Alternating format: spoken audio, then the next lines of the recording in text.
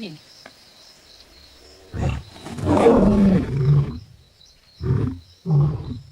the heart of Tanzania, on the edge of the Serengeti National Park, a man named Elias lived in a humble mud hut.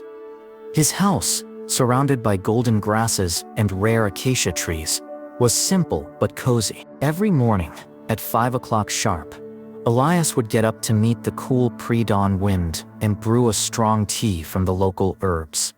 He liked to sit on the porch, listening to the distant sounds of the savannah, the roar of hyenas, the screams of birds, and the rustle of the wind. On one such morning, as the sun was beginning to color the sky pink, Elias opened a creaky wooden door and breathed fresh air. The wind was strong, forcing him to retreat. He was holding a clay cup still warm from the tea, but his thoughts were scattered. The night was restless because of the distant roaring of lions. He stepped forward, and suddenly his eyes stopped.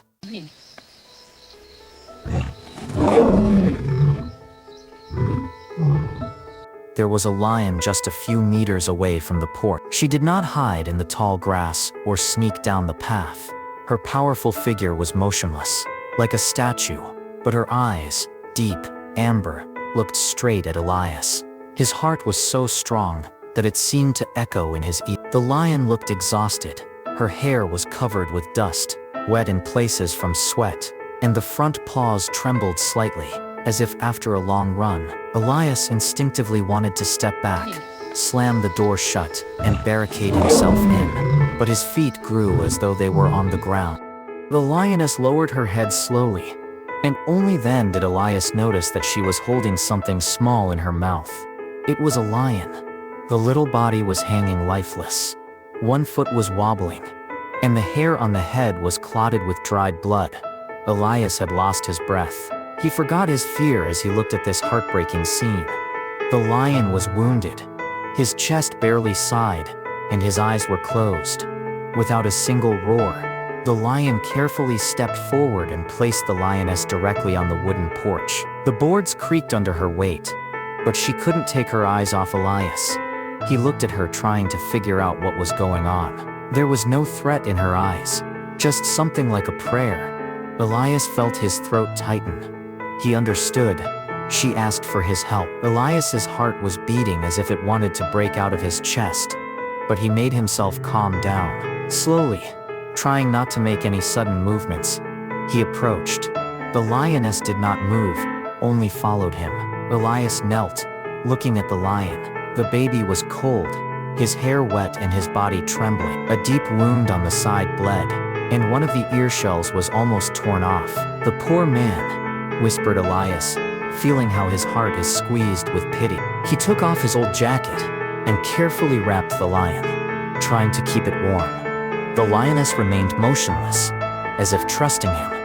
Elias stepped back, holding the folder in his hands, and walked slowly into the hut, leaving the door open. Through the slit he saw the lion lying on the ground by the porch, not taking his eyes from the house. Inside, Elias put the lion on the old mattress that served as his bed. He quickly collected everything that could be useful: clean rags, a bowl with warm water, an old first aid kit. The wound on the side of the lion looked serious, and Elias realized that he needed help from a specialist. He remembered his friend Sarah, a veterinarian who worked at an animal rescue center near the park's border. Trembling, he found the phone and dialed her number. "Sarah, this is Elias," he said, trying to talk calmly. "I have a lioness here." She brought a wounded lion. "Right on the porch. I'm not kidding."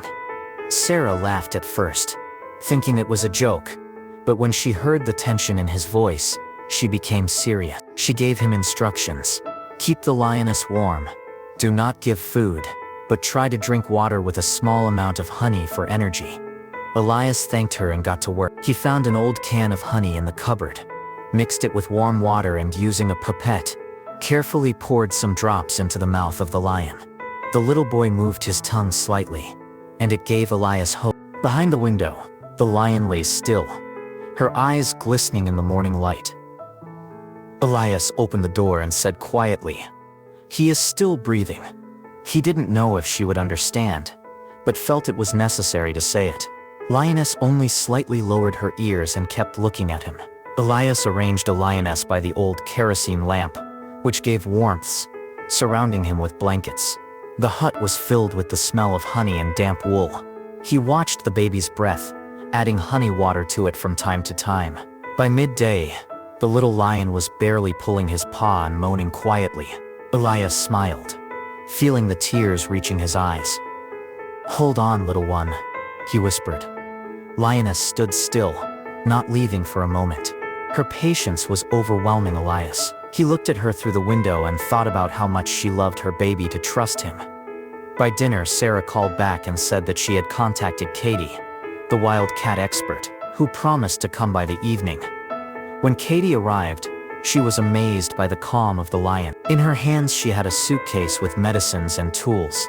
When she looked at the lion, she confirmed that the wounds were probably inflicted by another lion, perhaps in a struggle for territory. Katie injected the antibiotic and treated the wound while Elias held the baby, trying not to look at the blood.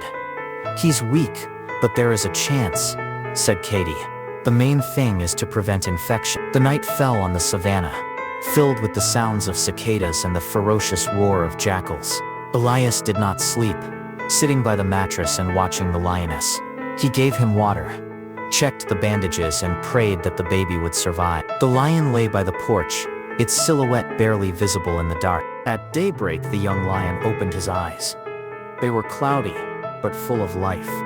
He tried to raise his head, and Elias almost screamed with joy. "You're great," said he, smoothing the baby. He decided it was time to take the lion to the veterinary center nearby for a more thorough examination. Elias put the lioness in an old basket, with blankets lying down, and went out onto the porch. The lioness immediately got up, giving a low roar. "I'll get it back, I promise," he said, looking her in the eye. She froze, as if she understood. The road to the center was dusty and bumpy. Elias drove, checking again and again if the lion was breathing. In the center, Sarah and Katie were already waiting. They put in a drip, treated the wounds, and put on fresh bandages. "He's a fighter," said Sarah, smiling.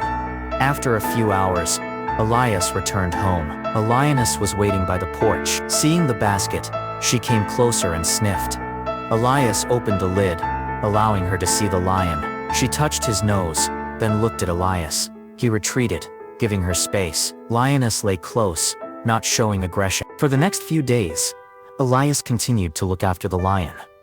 He fed him, according to Sarah's instructions, changed the bandages, and made sure that the baby was warm.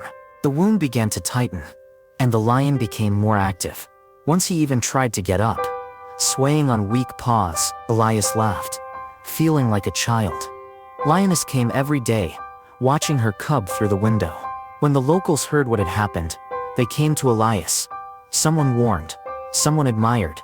Ranger of the park asked him to report any changes in order to avoid problems. Elias agreed, knowing that this story is not just about him.